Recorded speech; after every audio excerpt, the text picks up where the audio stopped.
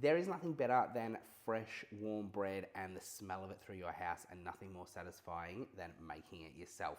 Every time I post photos or a video of this Portuguese bread from Cookidoo, I get flooded with messages about tips and tricks, what the recipe is, so I thought I would make a video about it. I use the Portuguese bread recipe from Cookidoo. I use the UK version, and in the portion size, I choose the 550 gram. That's the perfect smaller loaf for the two of us, but you can absolutely make the 1.1 kilo with the same method and all the same tips and tricks. So here is how I make the Portuguese bread. Let's rewind to last night to see how I got it started. I have followed the recipe on Cookidoo with the flour and the water, and I have let it hydrate for 40 minutes. Then I've added the yeast, the salt, and kneaded it for 5 minutes in the Thermomix, and we are up to that stage. In the recipe, it says leave it to rest in the mixing bowl for 2 hours while it proves until it's doubled in size. The whole beauty of this bread is that it is super hydrated. So with any bread or any dough, the higher the water content, the higher the percentage of hydration, which means you're gonna get a much fluffier bread, you're gonna get more of those big air bubbles and that sort of thing. This is essentially a cheat sourdough, so we don't need a starter and we don't need to keep folding it every couple of hours. But it's a very sticky dough being so hydrated. So I don't leave it in the Thermomix bowl to prove, because it'll just get stuck around the blades, and then when you try and get it out, it's going to ruin all those beautiful air bubbles. So here's my tips for doing an overnight prove. You can do the same method even if you're proving it for 2 hours and cooking it straight away. But I get some baking paper, and I've got myself a little shaker with some bread flour in it, just the same bread flour, and I'm going to flour the baking paper really, really well. I can't tell you how well you have to flour everything with this recipe. It's so sticky. So when you think you've got enough, do it again ×2. Get your flour on the baking paper. Then we're going to get our dough out of the bowl. Now, a little tip with the TM7. For all you TM6 owners, I'm sorry, but the TM7 has essentially like an Allen key on the end of the spatula. So when you turn it upside down, you can lock it on and twist the blades with the spatula, which helps release your dough. Great little feature. They've thought of everything with the TM7. So we are going to get it out. Now, don't be surprised if it doesn't actually come out. As I said, it's super sticky. So get your spatula in there very, very carefully, because we know the blades are sharp. You don't want to destroy your spatula. And it's almost like a really thick cake batter. So get out your dough. Now, here's another little tip, I guess, or trick. If you've got all this dough stuck around your blades, like I do, like that, chuck your Thermomix bowl back on the base, lid on, go into manual, and then select turbo for 1 or 2 seconds. 1 second is enough. Get back out of it so your bowl unlocks. And what it does is it flicks all the dough from around the blades, so it makes it a lot easier to scrape out.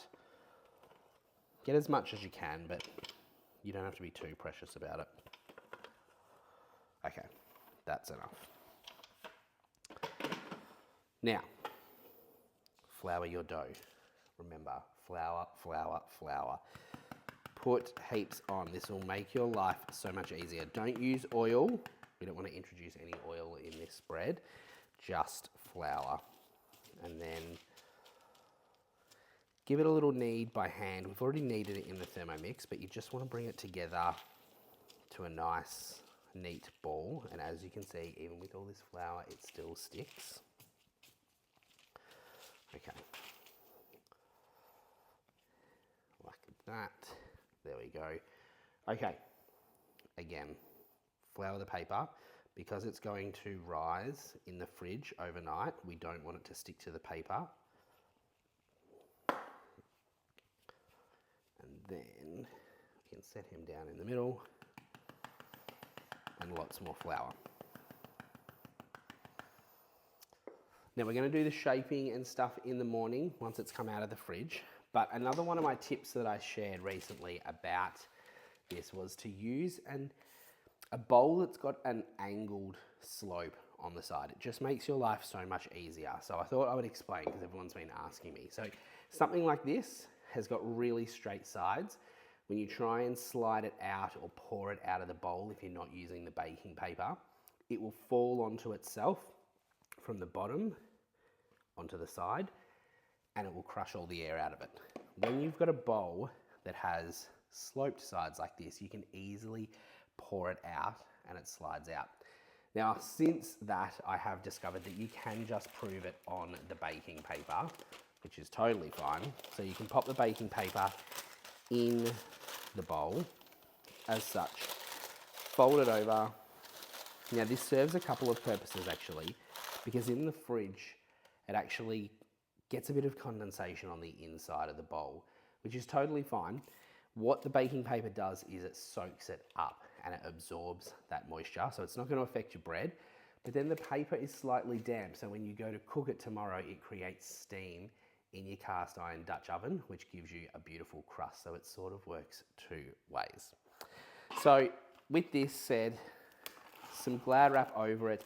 If you've got like a silicone cover for your bowl, if you're using a bowl that has a lid, absolutely just chuck that on, but make sure it's fairly airtight so it doesn't get a skin or a crust on it too much in the fridge overnight.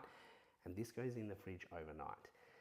And we'll come back in the morning and we'll continue with the recipe, we'll shape it and we'll bake it. Okay, next morning we are back.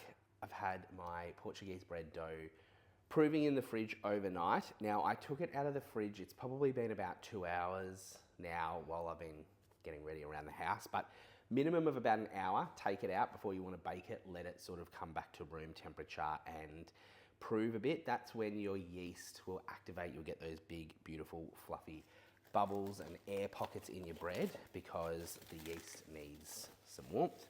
Now, we're going to get it ready. So this is where last night I said it makes life easier when you've got a bowl with sloped sides, because we can really carefully pull it out onto the bench like that. Now, cast iron Dutch oven is heating up in the oven while the oven warms up. A few people have messaged me because they've had this big round pancake disc of a bread once they've cooked it. Don't put it straight in the Dutch oven like this. We need to do some shaping, we need to give it some height and that sort of thing. So what I like to do, again, lots of flour, as we spoke about last night. It's never too much flour. You don't want big cakes of flour. That's why I use this shaker. I think it was like $2, just to get a bit of a fine, even dusting. Now we're going to put it into the cast iron with the paper long ways. So I want to shape the loaf like this. I'm actually going to turn it around so you can see it on camera a bit better. What you want to do is grab your palm on the side here and sort of scoop it under. So you want to fold the dough under and sort of tuck it in. We want to create this tight tension on the top. It will stick, don't stress. You can pop some flour on your hands if it's really sticky, but don't stress too much. We want to sort of roll it under like that. You can use your paper to lift it, but sort of work down, like your hand in a downwards motion so that you're tucking it under, and you can see that it's rising here in the middle. We're getting some really beautiful big air pockets. I tuck in the ends just a fraction too. Again, it's all about creating that surface tension so that it holds and it gets that beautiful crust in the oven. Look at that, that's rising. There's like massive air bubbles coming through. Hopefully they hold.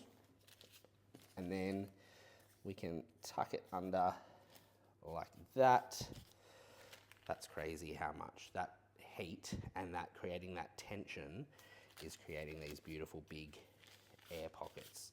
So leave it for a little bit while it's shaped, just make note that it will kind of spread a little bit more, so keep an eye on it. Or you can just go straight into your Dutch oven now, but you want to make sure that you're creating that height and that tension by rolling the sides under as much as you can. I can't believe how big that bubble is. You probably can't see it on camera very much, but I'd say it's probably about to pop.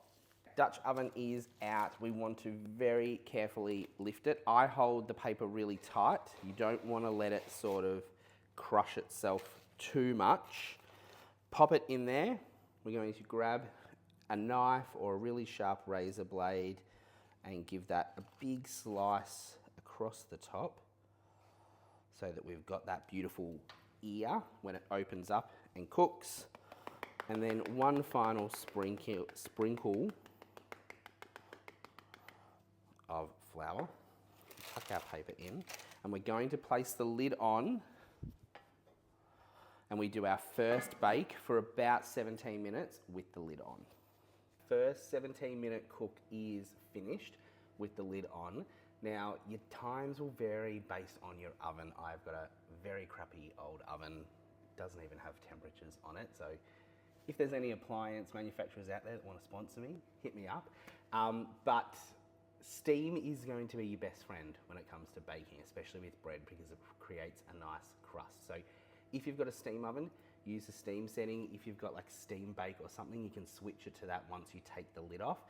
If you've got an oven, an old oven like mine, you can just throw some ice in the bottom of the oven. So I always keep a metal tray down the bottom, and I just throw a couple of ice cubes in when I take the lid off. So let's take the lid off and keep cooking.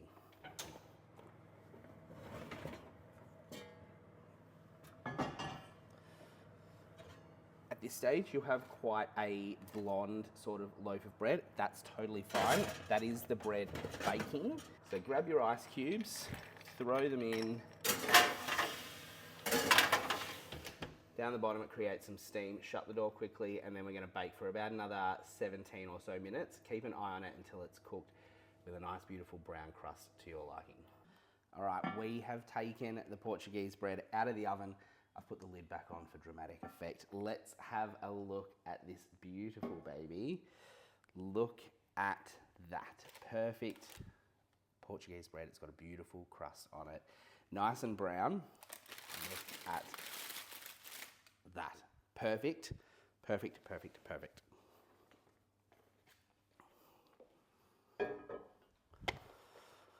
So a few tips with your Portuguese bread. Don't cut it while it's red hot. It's still cooking inside, as with any bread. So don't slice it straight away, straight out of the oven. I know it's tempting because it smells amazing, but let it cool down. Cut it while it's warm, but not when it's piping hot out of the oven. You can check if it's cooked by picking it up and tapping on the bottom. It should sound hollow. It should have like a drum hollow sound. So that means it's cooked perfectly, and you can leave it to sit and slice it up and have beautiful fresh bread. Anytime, super easy with this recipe. This is something I would not normally ever have attempted without a Thermomix. So use your Thermomix to its advantages. Find these recipes on Cookidoo, give them a go. They're so easy. A little bit of practice makes perfect, and if you follow a few of my tips, you'll have the perfect Portuguese bread every time. If you make this, let me know. Send me a message, send me photos, tag me. I love to see everyone's creations. Thanks so much for asking all your questions. That's led to this video. I love making these videos and teaching people how to use their Thermomix even more and learn new skills with it.